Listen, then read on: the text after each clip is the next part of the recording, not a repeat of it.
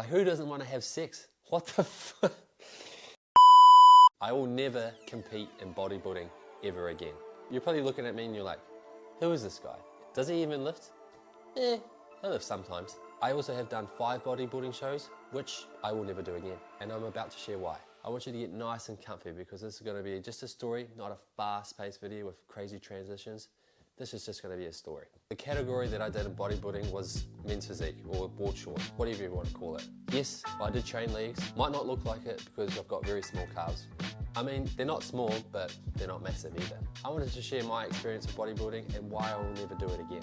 I have done 5 bodybuilding shows in my career, and I did the men's physique category or the board short category, whatever you want to call it. Yeah, it's not really bodybuilding style, but it's competing. My first show I didn't do very well. I'm just about more shredded now naturally than I was on stage on that first show. But hey, you learn as you go. And I was competing against some absolute juicy monsters, and I lost that show. Which is one of the reasons why I kind of didn't like bodybuilding, which we'll get into in a second. And in my last show, I got second in nationals in my category, which was pretty cool at the time, but I want to tell you why I will never compete in bodybuilding ever again. I got into bodybuilding because I like the gym, I like the way it made me feel, and I like the way how I could change my body if I put some effort into it. I was a little bit younger, I was about 20 or 21 when I did my first show. Around that age, 19, 20, you kind of care about what you look like. That was one of the reasons why I was going to the gym, other than to improve my rugby performance and to feel better. And I thought, why not? I'll do a bodybuilding show. It might help my fitness career as a personal trainer, which it didn't. So that's pretty much a short story on how it all started. When you are competing and getting ready for a show, especially towards the end of it, you are pretty much just starving your body to the extreme. You're trying to get as rid of much body fat as you can to be as shredded as possible. And this is not very healthy. During one of my shows, I was seeing this girl, and about from 4 to 6 weeks out, I was only on about 1,500 calories or 1,400 calories, which is pretty crazy because now I eat about 3,200 calories just to stay the same weight that I am now, which is nearly 2.5 times that amount. And this thing I had going with this girl was pretty fresh, and she wanted to have sex with me, but I couldn't care less about that. I couldn't even get a boner. That was my first realization that something is wrong with my body. I am not functioning properly. Like, who doesn't want to have sex? What the fuck? Yeah, that was a weird time. I just didn't care about it. I got more of a boner thinking about food because all I was eating was like fish, pumpkin, chicken, egg whites. Oh, so boring. Not that I can talk much about variety now because I eat pretty much the same stuff every day. And carrying on from Mr. No Boner, I just felt like crap the whole time because I was on such low calorie. I had no energy. I was pretty sad. All I wanted to do was just chill out on my spare time. And I felt like crap. And I also looked like crap. I could look like a ghost. You could see my cheekbones. I'll see if I've got some photos I can show you up here. I had no energy because I just wasn't putting any energy into my body. I was eating 1,400 calories, 1,500. I think the lowest I ever got was down to 1,300 calories. Shit, I don't even want any of my female clients to go below 1,500 calories. And here I was eating 1,300. You could argue that I did it wrong. If I was to do it again, I would do it completely differently. I would build my calories up to 4,000, 5,000, so I had a bigger platform to drop from, so when I went to compete, I wasn't on such low calories. But I had a coach, maybe he did it wrong, maybe not, but I'm not gonna blame anyone or anything.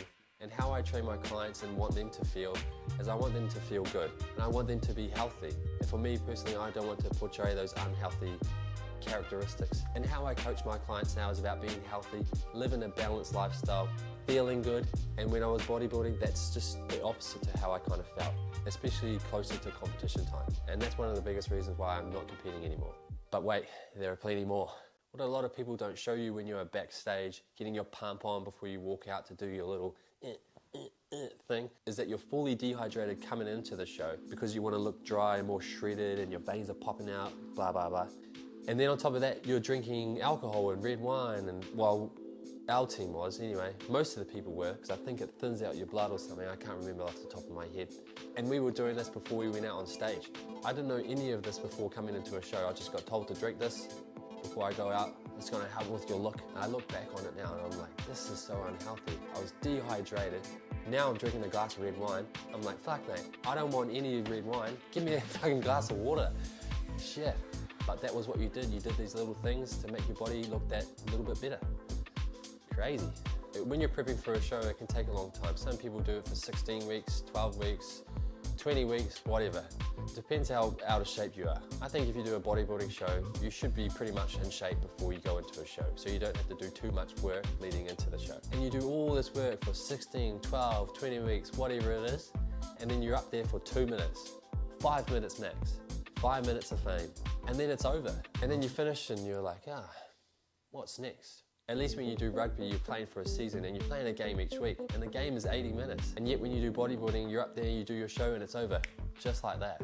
And on top of just being up there for 2 minutes, 5 minutes, you're getting judged from people. And at the end of the day, it's their opinion. Someone may like the look of you more than someone else. And you know what the crazy thing is? There's lots of politics in bodybuilding. Someone could be really good friends with one of the judges, or someone might have sponsored the show, so there's lots of money in it, come from a team of competitors, and those people may not look as good as you.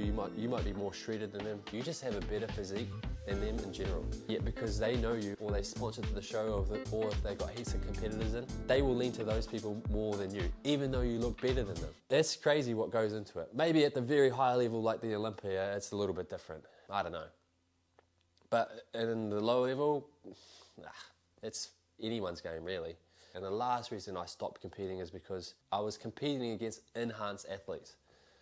People are just on gear and there's no regulation around it. And I, being a personal trainer, trying to lead by example, I guess, I didn't want to jump on gear. I wanted to prove that you could have a good body without jumping on steroids. So when I told you I came second, the guy that bet me, he was on the juice. And I know he's on the juice because he was in my team. Yes, there are natural shows, but here in New Zealand, there was barely any of them. And I wanted to push myself, so I went into the open category anyway.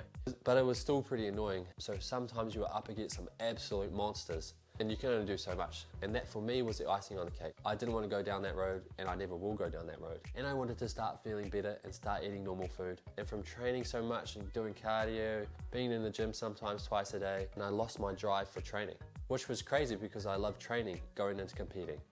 But when I finished, I didn't really care. And it was a big sacrifice for me at this time. I was in my young 20s, all my friends were going out, I had to drink water and I couldn't go out and eat with them.